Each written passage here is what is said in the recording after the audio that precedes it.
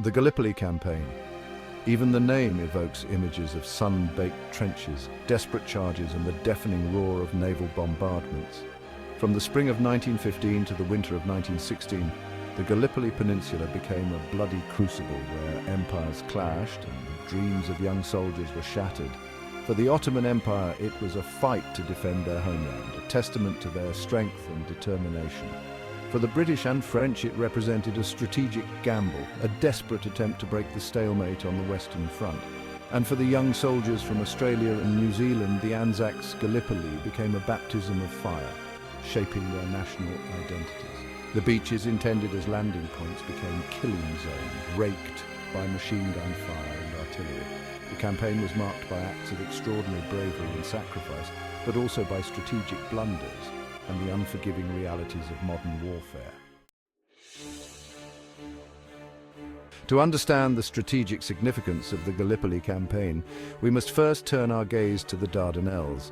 This narrow strait, a vital waterway connecting the Aegean Sea to the Sea of Marmara, held immense strategic importance. For centuries, it had served as the gateway to Constantinople, the capital of the Ottoman Empire. Control of the Dardanelles meant control of the Bosporus Strait, which in turn led to the Black Sea. By securing the Dardanelles, the Allies hoped to knock the Ottoman Empire out of the war and reopen the supply line to Russia. The plan, however, was fraught with risk. The Dardanelles were heavily fortified, with coastal batteries, minefields, and mobile artillery units. The Ottoman defenders, though outnumbered, were determined to defend their homeland. Moreover, the terrain of the Gallipoli Peninsula, with its steep cliffs, ravines, and limited landing beaches, posed a formidable challenge. Despite these challenges, the Allies were confident in their naval superiority. The arrival of the Allied forces at Gallipoli was met with a mix of anticipation and trepidation. For the young men of the Australian and New Zealand Army Corps, or ANZAC, this was their first taste of battle. They had come from distant lands, eager to prove themselves on the field of honor. The Gallipoli Peninsula, bathed in the warm Mediterranean sun, appeared deceptively serene. But beneath this veneer of tranquility lay a formidable defensive network, manned by determined Ottoman soldiers. The landings, planned for dawn on April 25, 1915, were a logistical nightmare. Despite these setbacks, the Anzacs, along with their British and French comrades, fought with remarkable courage and tenacity. They clawed their way onto the beaches, establishing precarious footholds against fierce resistance.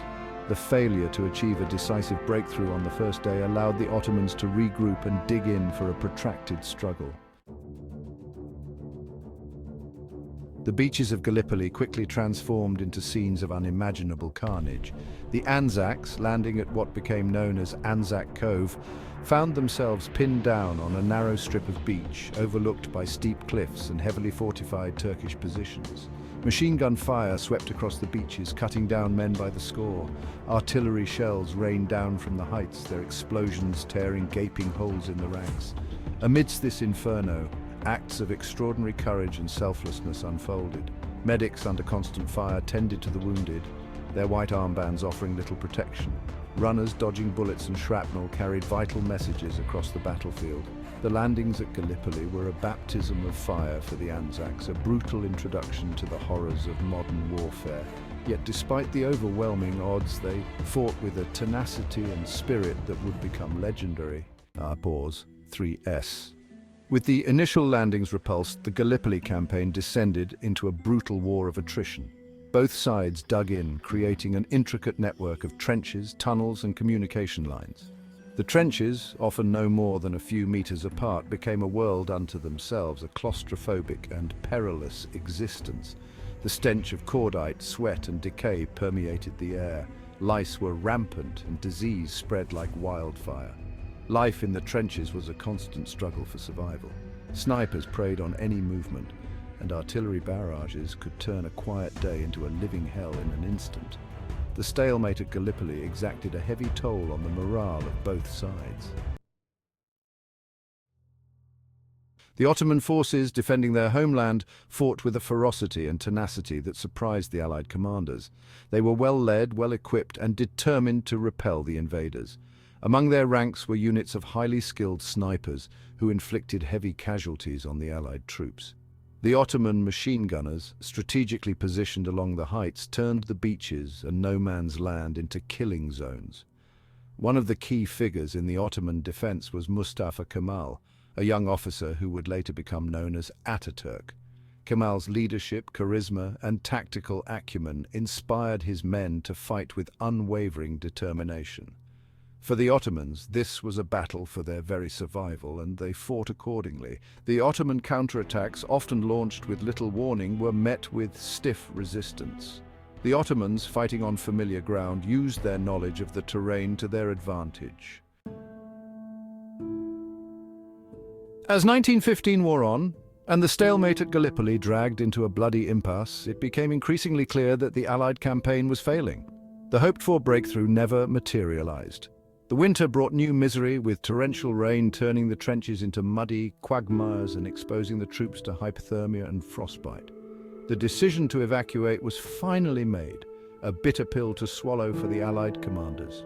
The evacuation, a logistical masterpiece, was carried out with remarkable efficiency and secrecy. Troops were withdrawn under the cover of darkness, leaving behind decoys and dummy guns to deceive the Ottomans. On December 19, 1915, under a silent sky, the last Allied troops slipped away from Gallipoli. The evacuation, though a success in its execution, could not erase the bitter taste of defeat. The Gallipoli campaign, though a military failure for the Allies, left an indelible mark on the national consciousness of those who participated. For Turkey, it was a defining moment in their struggle for independence. The victory at Gallipoli solidified the reputation of Mustafa Kemal, who would go on to lead the Turkish War of Independence and establish the Republic of Turkey. For Australia and New Zealand, Gallipoli was a baptism of fire, a brutal introduction to the horrors of modern warfare. The campaign forged a new sense of national identity, separate from their British heritage. Anzac Day, April 25th, is commemorated annually in both countries, remembering the sacrifice of those who fought and died at Gallipoli. The Gallipoli campaign serves as a reminder of the courage, resilience, and sacrifice of those who fought on both sides.